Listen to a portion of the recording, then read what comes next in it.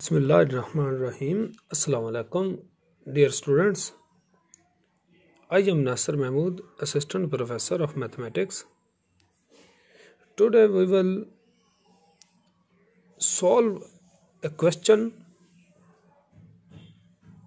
about ring theory. Very simple and important question.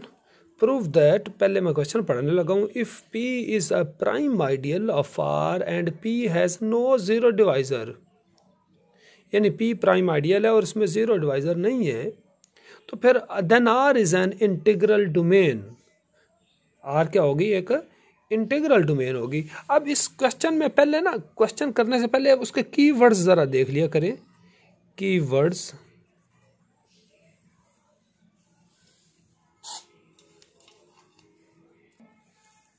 अब एक तो इसमें जीरो डिवाइजर्स कीवर्ड है. अब जीरो डिवाइजर हमें पता है कि अगर A बिलोंग्स टू R है और B कोई नॉन जीरो एलिमेंट है R में है, और अगर लेकिन A B equal to R हो, देन A एंड B या B is said to be zero divisor of A and A is said to be zero divisor of B. दूसरा आपको पता होना चाहिए कि प्राइम आइडियल क्या होता है, और फिर तीसरा आपको यह भी पता होना चाहिए कि इंटीग्रल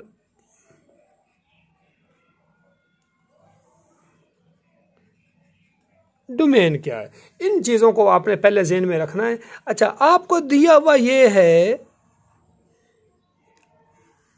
ठीक हो गया ना. अब मैं आपको प्राइम आइडियल और इंटीग्रल डोमेन के बारे में पहले बता दीजिए. जीरो डिवाइजर का तो मैंने आपको बता दिया, पहले मैं आपको ये बताता हूं.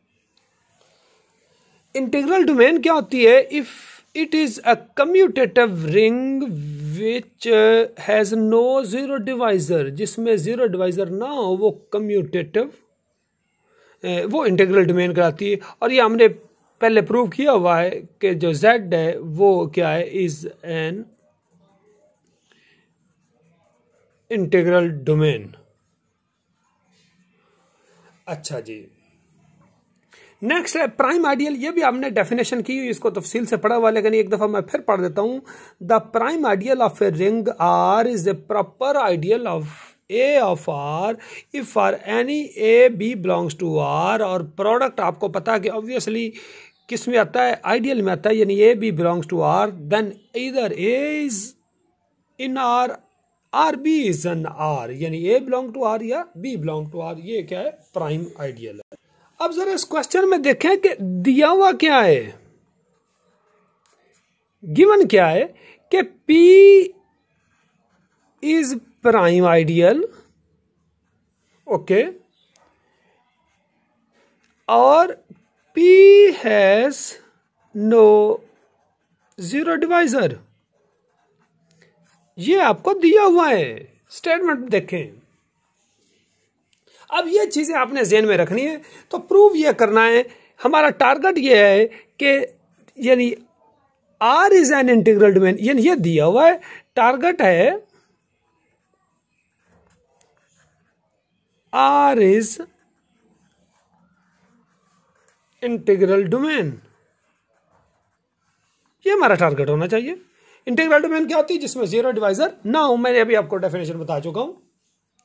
अब हम सपोज करते हैं कि R कम्यूटेटिव रिंग है और उसमें जीरो डिवाइजर है, यानी हम कन्वर्सली सपोज कर रहे हैं. हमने इंटीग्रल डोमेन तो साबित करना है, उसमें यानी जीरो डिवाइजर नहीं होना चाहिए, ये तो हमने प्रूव करना है. हम कन्वर्सली यानी सपोज कर रहे हैं कि R कम्यूटेटिव रिंग है और उसमें क्या है जी? जीरो डिवाइजर है. यानी इसका यह मतलब हुआ कि A belongs to R and B is not zero. ये भी R में है. अगर इसमें जीरो डिवाइजर है तो A B इक्वल टू फिर जीरो हुआ ना, यानी दो नॉन जीरो का प्रोडक्ट जीरो आ जाए, तो each is said to be zero divisor of other. ये जीरो के बराबर हुआ. अब ये अगर जो आपने सपोज किया उसके मुताबिक A B जीरो आ गया. ओके हो गया कि उसमें जीरो डिवाइजर है. अब but P is prime ideal of R और फिर हर आइडियल आपको पता है कि वो एलिमेंट एब्जॉर्ब करता है, तो इसका मतलब कि A B belongs to R, belongs to P, A B belongs to P. Okay हो गया कि पी में, लेकिन जो पी है, P has no zero divisor. Okay, अब ये अगर ए बी पी में है तो इसका मतलब आइडियल की डेफिनेशन ये है ना कि प्राइम की, कि इधर ए बिलोंग्स टू पी और बी बिलोंग्स टू पी। और लेकिन पी में जीरो डिवाइजर नहीं है, ये दिया हुआ है, गौर कर, इधर देखें या इधर देखें कि ए बी बिलोंग्स टू, ये दोनों तो एक ए है या बी किस में है, पी में है, तो पी प्राइम हो गया। लेकिन ए प्राइम में जीरो डिवाइजर नहीं है, इसका यह मतलब हुआ कि ए बी फिर पी में नहीं है। अब अगर ए बी पी में नहीं है तो इसका यह मतलब आप ये नहीं कह सकते कि जो आर है जिसमें ये जीरो डिवाइजर है, R has no zero divisor, यानी ये कंट्राडिक्शन आ गई ना कि आवर सपोजिशन इज रॉन्ग। अगर हमारी सपोजिशन रॉन्ग है, जीरो डिवाइजर नहीं है, तो जिसमें जीरो डिवाइजर ना हो वो क्या होती है, इंटीग्रल डोमेन होती है। R is an integral domain, यही हमने प्रूव करना था। नेक्स्ट हमारा क्वेश्चन है, ये भी बड़ा सिंपल सा क्वेश्चन है। Let R be a commutative ring and R is the field if and only if zero is the maximal ideal. अब आपको डेफिनेशन, इसमें जो की वर्ड्स हैं वो एक तो फील्ड है, फील्ड की डेफिनेशन आपको बता चुका हूं, और दूसरा क्या है, मैक्सिमल आइडियल है। आपको पता है कि कोई भी अगर ए मैक्सिमल आइडियल है आर का, तो ए और आर के दरमियान कोई आइडियल नहीं होना चाहिए। अगर कोई इनके दरमियान आइडियल है तो वो इधर ए के इक्वल होगा या बी के इक्वल होगा। तो ये जरा आपने ज़हन में रखना है, बहुत ही सिंपल ये क्वेश्चन है।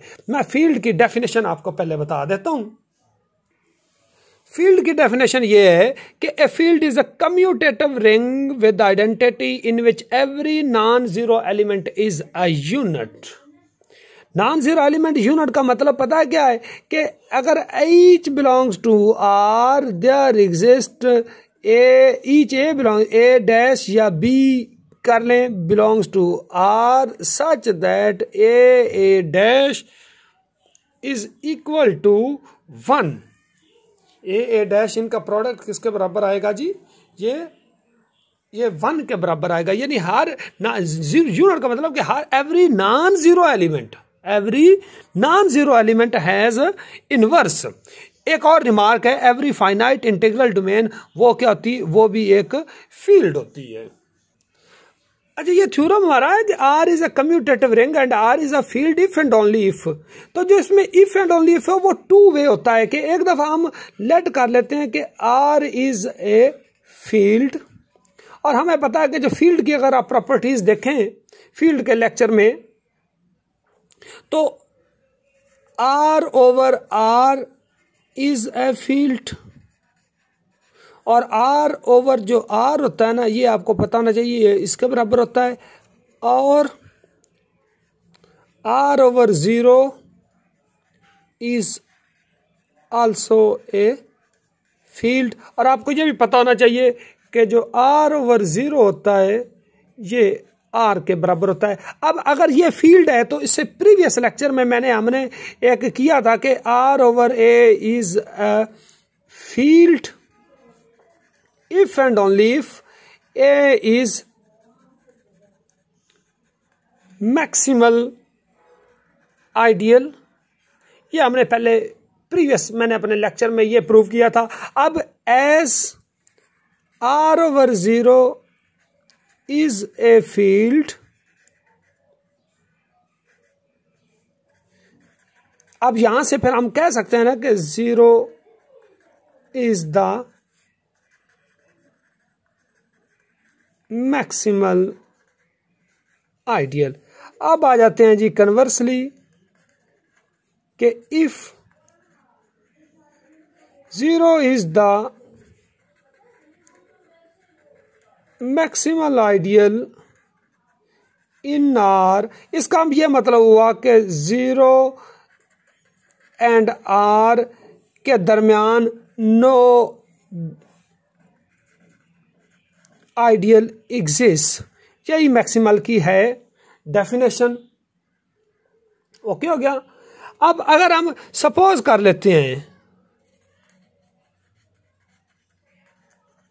कि कोई u बिलोंग करता है r-0 में, देन ये जो आइडियल जनरेटेड बाई यानी नॉन जीरो है, तो ये आइडियल जनरेटेड बाई u होगा वो ऑब्वियसली किसके इक्वल होगा, r के इक्वल होगा। और ideal generated by u r के बराबर उस वक्त होगा कि जब u है is a unit, implies u is a unit. इसका मतलब ये हुआ कि every element in r/0 is a unit. अब जिसमें हर एलिमेंट यूनिट हो वो क्या होता है, वो भी फील्ड होता है। r/0 is a field. यही दो हमने क्वेश्चंस करने थे। उम्मीद है कि आपको ये समझ अच्छी तरह आ गए होंगे। इनको ज़रा अच्छी तरह तैयार कर लेना। Thank you ji.